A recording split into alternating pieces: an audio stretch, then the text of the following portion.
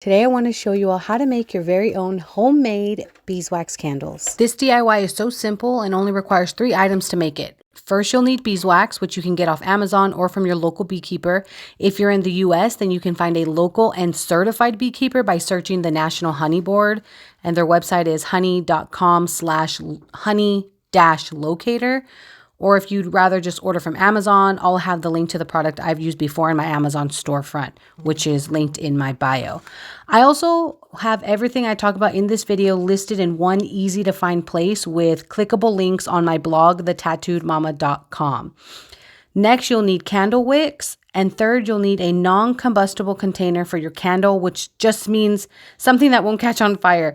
I prefer to use glass canning jars since they are rated for high heat resistance, but in my experience, any ceramic or glass containers work. I've used teacups, coffee mugs, and even glass jars from the Target dollar spot, and none have failed me yet. Let's get into how to make the candle. So the first step is you're going to have to clean the beeswax if you've chosen to purchase your beeswax from a local beekeeper. To do this, step 1 is you're going to add some water to a pot. Next is add your raw, uncleaned beeswax to your pot of water. Now that you have your beeswax in the water, you're going to put this on low, super low. You just want it to melt, but you don't want it to boil, you don't want it to simmer. Nothing, just melt. No, so it's a really slow process. I usually put it on the stove right after breakfast and then just let it sit basically all day long until dinner time. This is how my beeswax looked when I first bought it from the beekeeper. It was very dirty. After the first round of purification, this is how much gunk was on the bottom of that beeswax, and it will get cleaner and cleaner each time that you do this. Step 4. Once your beeswax has completely melted into the water, move the wax away from the heat and let it cool completely. If I have room in my fridge, I like to put the pot in the fridge to make the cool down period go faster.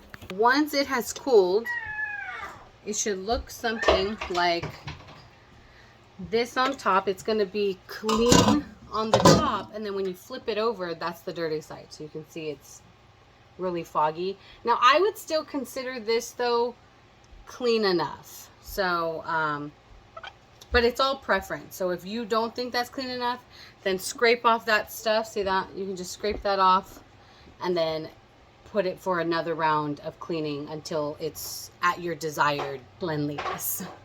Just to recap, this is how it looked the first time that I did the purification process. It was super dirty. Then round 2, it was much cleaner, but still had some dark gunk on the bottom. So I put it in for a third round, and then this is how it ended up looking. Kind of foggy, but still perfect enough, at least in my opinion. The darker areas, I can easily just scrape it off with a spoon. And then this is how it looks in the front, very clean, and we are ready to move on to the next step. How to make these homemade non-toxic beeswax candles.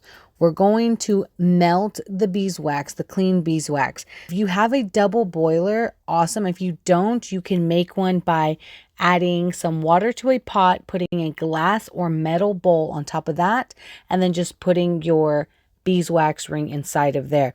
Now, I am lazy and didn't feel like cutting this up. I just put the whole thing in there, walked away, did my other chores, and then eventually after about 3 hours, it was completely melted. If you want to speed up the process, then you should cut it up before putting it in the double boiler to melt.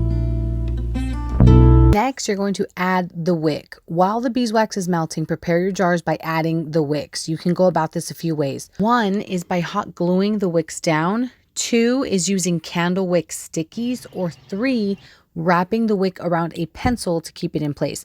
I've used all 3 methods, but using the wick stickers is the only way for me now because it's a foolproof way of making sure those things stay put exactly where I placed them. The problem with using hot glue is that sometimes the wax is so hot that it remelts the hot glue. Then all that hard work of gluing them down was all for naught. The issue with not using any type of glue at all and depending solely on stabilizing the wicks using various tools like pencils and paper clips is that A, it takes a lot of hands-on time, and B, it has about a 50% success rate. Once the wax has melted completely, you can begin pouring it into the jars.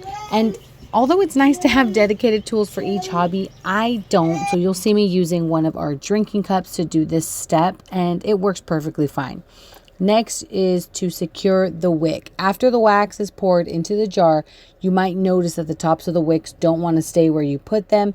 If you have the budget or are going to be making candles a lot, I highly suggest getting some candle wick holders, or you can make your own hillbilly engineered candle wick holders with items from around your house.